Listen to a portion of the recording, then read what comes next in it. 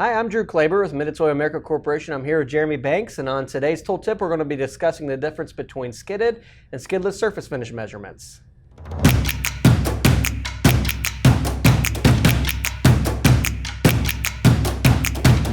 So Drew, many of my customers have questions on when to use skidded versus skidless surface finish. Right. So do you think you could take a couple minutes and explain what the difference between the equipment or maybe some different uses that you would have with these devices? Absolutely, and to start out, before we really get into the difference between skidded and skidless, let's take a look at the components that make up a surface finish gauge. Okay. So Drew, what equipment do we have here right now? So I have two units. I have a skidded and a skidless system. Okay. These are both made by Mitsutoyo, but these could be, in effect, any brand of surface finish measuring system. All systems are made up of the same components. You have a stylus, and the stylus is the piece that contacts the surface to do the measurement. The stylus feeds into a detector. The detector takes the movement, translates it into a signal that can be measured, and then we have the drive unit, which pulls the stylus and detector assembly back and forth for the measurement. That'll plug into an amplifier, which is where you get your readings from.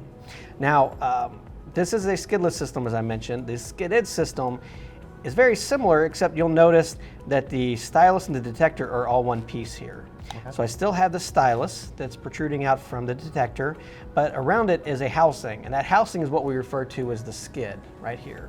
So what's the purpose of the skid, Drew? The skid is going to act as a mechanical datum for your surface that you're measuring. On a skidless system, that datum is actually inside the drive unit. So you're going to find that most entry-level systems are going to be the skidded unit with the housing around the stylus. So Drew, now that I understand the physical differences between the devices, what are some differences in application? Great question. So let's take this pin, for example. It doesn't have to be a pin, it could be any customer application, but it's a piece that somebody needs to measure surface finish on. Okay. As I'm looking at this pin, there's really multiple areas that can be measured. We can measure the top face, we can measure along the axis of the pin, we can measure over the radius. And that's really going to make a difference which unit we use based off what needs to be measured on here. Okay, well let's just say I wanted to measure along the axis. Okay, so if you're measuring along the axis, a skidded unit would be great, because what's important with the skidded unit is that after it makes contact with the part, that the skid is always in complete contact with the surface that's being measured. So if you look at the skid here, there's no gaps between the skid and the part anywhere.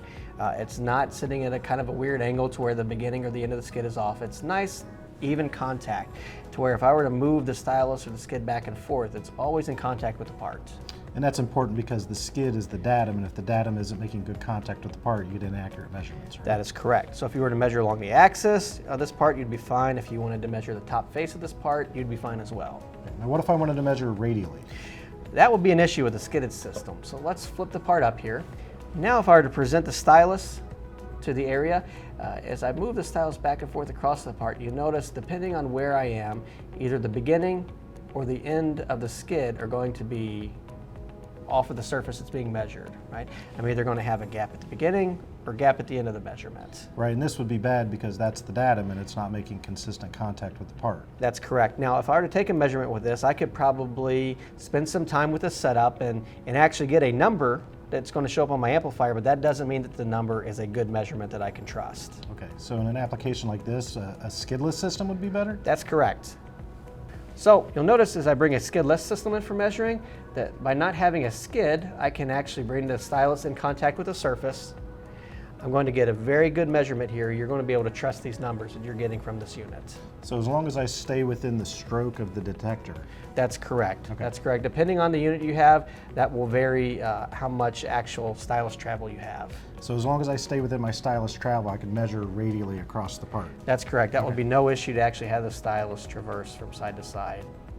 Obviously, I'm moving the whole drive unit here, but in an actual measurement process, it would just be the detector moving the stylus. Drew, that makes sense, measuring round parts versus straight parts.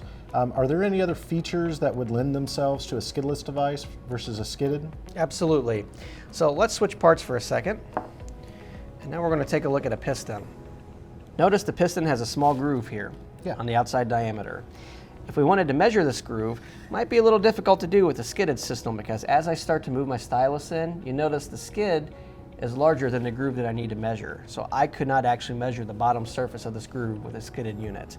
However, if I bring my skidless system in, now you'll notice I can easily not only reach the groove that needs to be measured, but I still have room to measure from side to side along that groove. So let's say that I have a part with a groove that's a little deeper, or maybe it's a little more narrow. Is there some flexibility in the type of styli that I can use? Absolutely. With both the skidded and the skidless systems, there are different styli that can be used with that system. So if you need to reach deeper within a part or down within a groove, maybe at a little bit of an angle for a gear tooth, we can accommodate for that. Okay. There are more styli options available for skidless systems than there are for skidded systems typically though. Okay. So other than the physical limitations of the workpiece, is there any other reason that you would use a skidded versus a skidless device? It's going to come down to what parameters you're measuring. Okay. And when I say parameter, most folks are familiar with terms like RA, RQ, RZ. Those are the parameters that you're actually measuring with the surface finish gauge. Because it starts with the R, it's a roughness parameter. Any gauge, whether it's skidded, skidless, can measure the roughness parameters. Okay. If your parameter starts with a W, it's a waviness parameter. We can't actually measure waviness parameters with a skidded unit because the skid itself will mechanically filter out the waveform. So if we're going to look at waviness, WA, WT, or common parameters, we have to start with a skidless system for those measurements. Okay, great. So Drew, I got to ask, if the skidless system seems a little more versatile, why would someone purchase a skidded system? Typically, your skidded systems are going to be your entry-level systems. Okay. They're going to have a lower price point on the initial system itself. Once you get into the skidless system though, you'll find that the replacement styli are going to be less money than a skidded system because on a skidless, the stylus is a standalone, as to where skidded, the stylus and the detector are both one body, one housing. Okay, so if I had a simple measurement where I just want to measure a flat piece for an RA, a skidded or a skidless would work either way. That's correct. And if I want to start measuring round parts or I want to measure grooves, then I might move into a skidless system. Exactly, and when in doubt, feel free to give us a call, look us up online. We'd be more than happy to help determine which is the best unit for not only your application, but for your budget as well. Well, Drew, really appreciate the time today. My pleasure. I really helped me out. I think it'll help my customers out as well. Very good. Thank you guys for watching today's tooltip. If you have any questions or comments, please leave them in the fields below. If you have any suggestions for future tooltips, please let us know that as well. Also, if someone had some suggestions or some questions about how they're measuring their parts. Absolutely. Leave them in the comments below. As always, if you have any questions, please feel free to give us a call at 888-MITSUTOYO or look us up online at www.mitsutoyo.com.